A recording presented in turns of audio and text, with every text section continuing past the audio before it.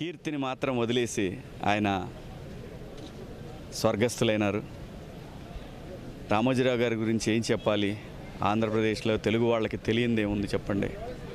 అటువంటి ఒక మహనీయుడు మనిషిగా పుట్టిన తర్వాత 10 మందికి మన వల్ల కానీ, మన సాయం వల్ల కానీ, లేదంటే మనం నిర్మించిన సంస్థల వల్ల కానీ నలుగురికి ఉపాధి కల్పించడం అనేది అది సామాన్యమైన విషయం కాదు.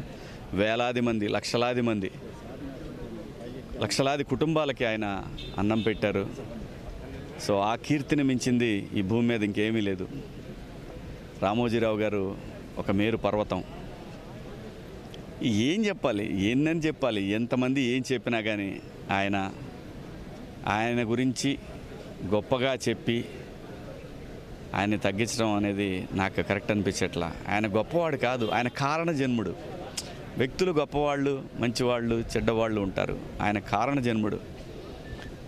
సో అటువంటి కారణ జన్ముడు ఉన్న సమయంలో పుట్టడం, మనిషిగా పుట్టడం నా అదృష్టం. ఈ సంస్థలో 5 సినిమాలు చేశాను, ఒక వెబ్ సిరీస్ చేశాను, మళ్ళీ ఇంకో సినిమా హీరోగా చేస్తూ ఉన్నాను. సో ఇంతకంటే ఏం భాగ్యం కావాలి మనిషికి? ఆయన చూపించిన బాటలో 10 మందికి సాయపడాలనేటటువంటి, సమాజానికి ఉపయోగపడాలనేటటువంటి ఆయన వేసిన బాటలో మేమందరం కూడా పాఠాలు నేర్చుకుంటూ ముందుకు వెళ్తూ ఉన్నాం. వారి ఆత్మకి శాంతి కలగాలి. వారి కుటుంబ సభ్యులందరికీ కూడా ప్రగాఢ సానుభూతి తెలియజేస్తూ జోహార్ రామోజీరావు గారు, జోహార్ రామోజీరావు గారు, జోహార్ రామోజీరావు గారు.